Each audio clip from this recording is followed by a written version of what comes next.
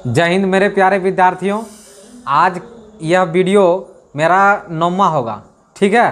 कि ये group discussion का ये 9वां वीडियो है और यह सोशल साइंस हम होमवर्क के रूप में दिए थे, ठीक है। सोशल साइंस का ये बुक है इतिहास, ठीक। इतिहास का एकदम VVI क्वेश्चन चलने वाला है और 2023 का बिल्कुल महायुद्ध होगा।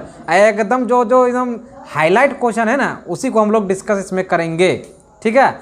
और कहते हैं कि इस वीडियो में जो भी क्वेश्चन का डिस्कशन होगा वो सब क्वेश्चन बिल्कुल क्या होगा, धुआं एकदम, ठीक है। एकदम धुआं होगा और हम धुआं क्या करेंगे, सब विद्यार्थी धुआं कर देगा एग्जाम में ही, एकदम इस पर सब पर भरोसा ही है। पिछले साल के जैसा उससे ज़्यादा उम्मीद अबली है इन लोगों के ऊपर, ठीक है। तो अब हम चलते हैं सीधा अपने क्वेश्चन की ओर। क्या क्वेश्चन याद किया है ना बढ़िया से? एकदम बढ़िया से। तो क्या शुरू किया जाए? श्री गणेश किया जाए? चलो, ये इतिहास का होमवर्क में दिए थे, ठीक है।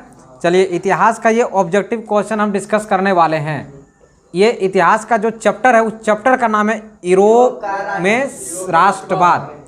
यूरोप में राष्ट्रवाद पहला चैप्टर है। हम लोग चैप्टर बाय चैप्टर इसको डिस्कशन करते हुए आगे बढ़ेंगे। ये सारे विषय जब खत्म हो जाएगा तो फिर हम सब्जेक्टिव को पकड़ेंगे। अब मैथ तो बिल्कुल उड़ेगा चुटकी में एकदम।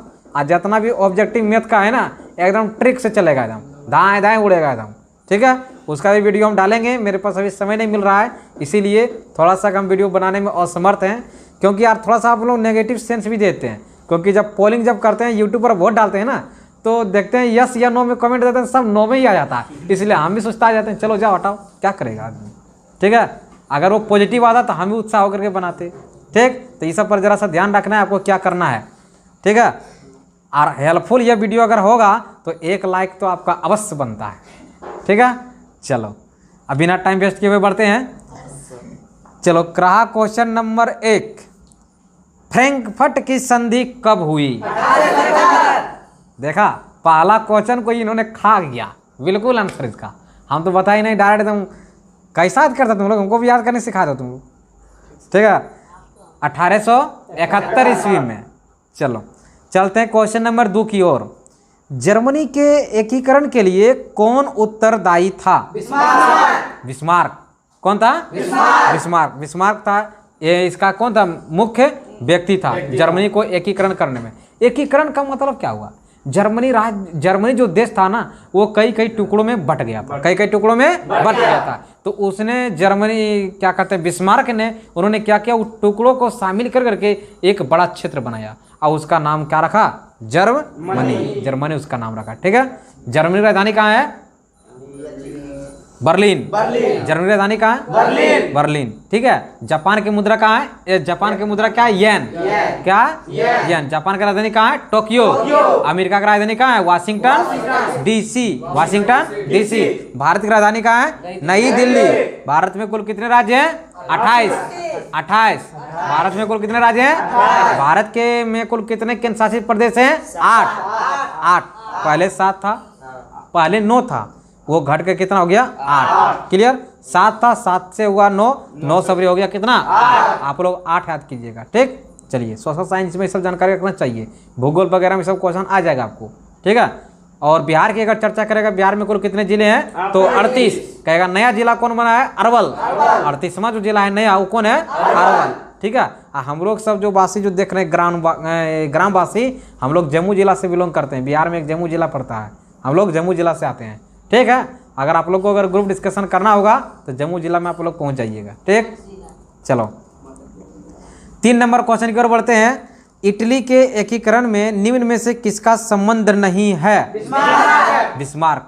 इटली के एकीकरण में, क्योंकि बिस्मार्क संबंधित था किससे? जर्मनी से। किससे? जर्मनी से। चलो आगे बढ़ते हैं।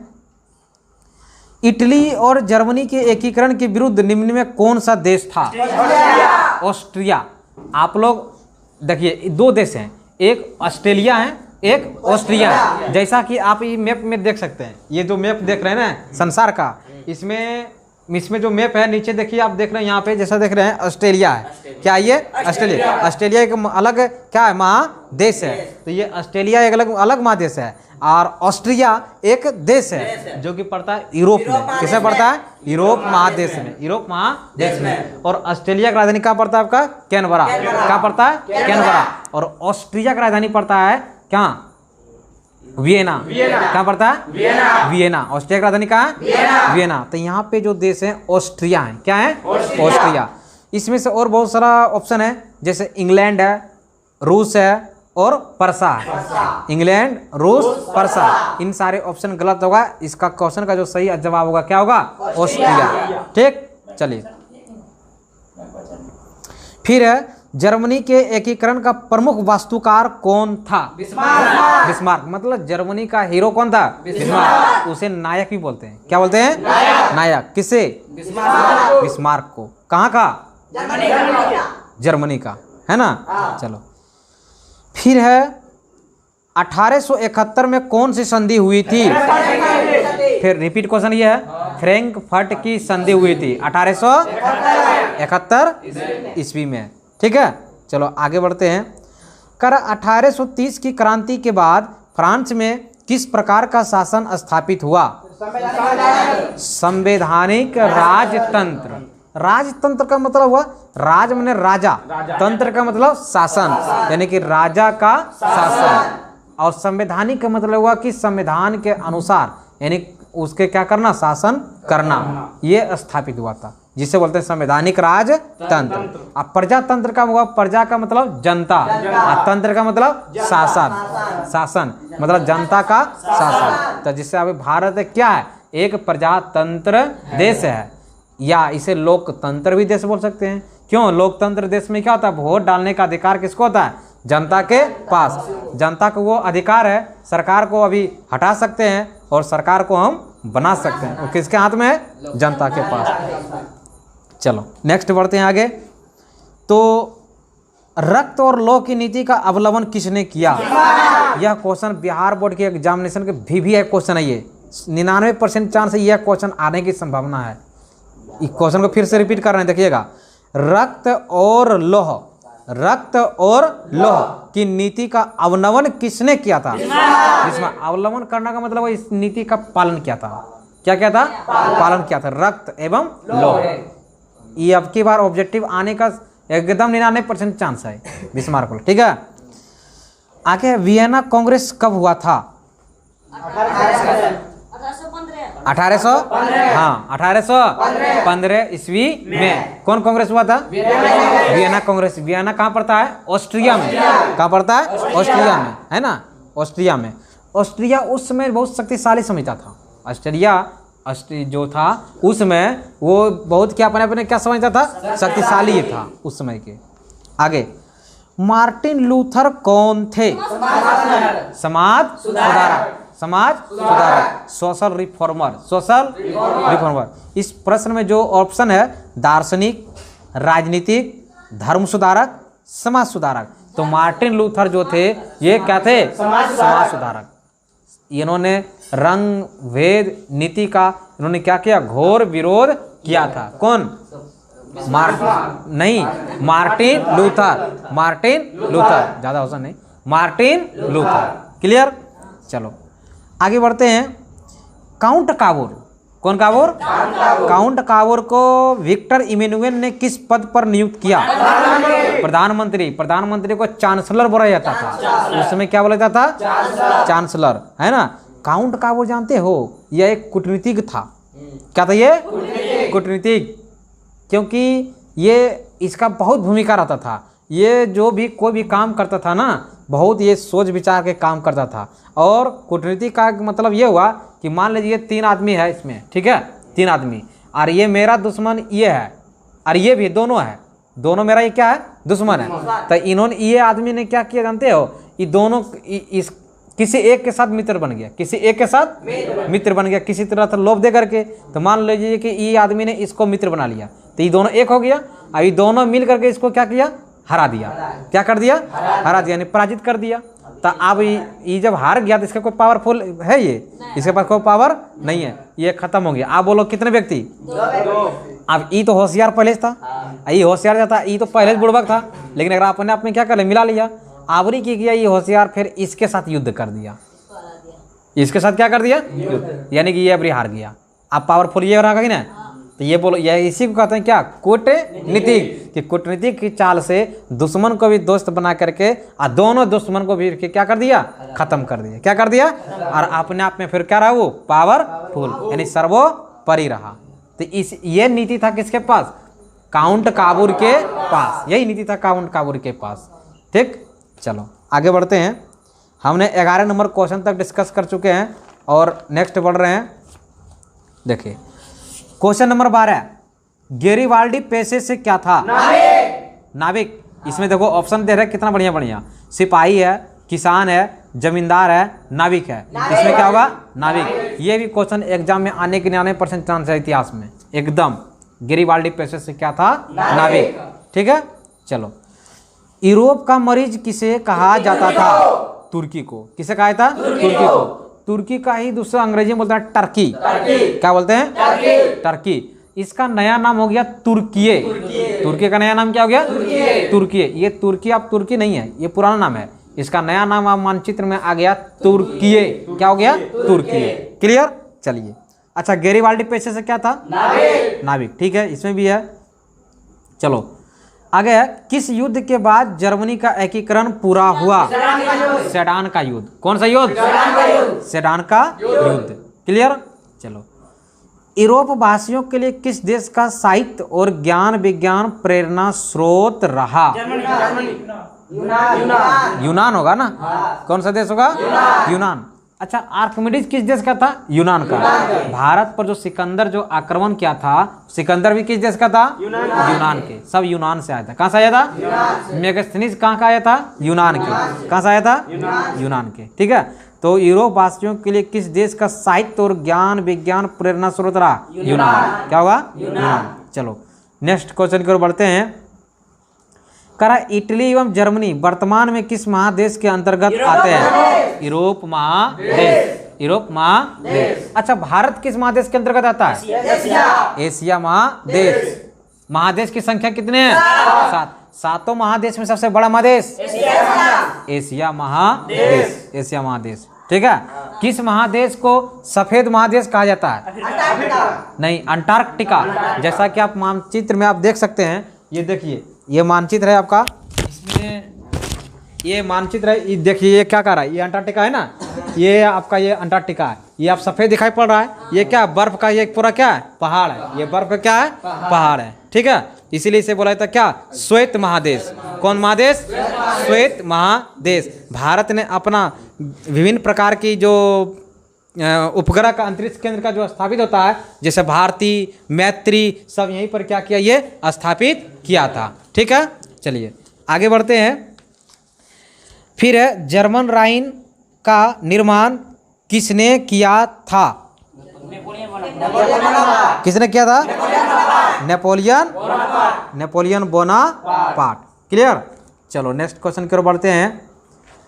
क्वेश्चन नंबर 19, वियना कांग्रेस के द्वारा फ्रांस में किस शासक वंश की पुनर्स्थापना की गई थी? बुर्बो राजवंश की। पुनर्स्थापना का मतलब क्या हुआ? फिर से स्थापना करना। फिर से स्थापना करना। किस वंश की? बुर्बो राजवंश की।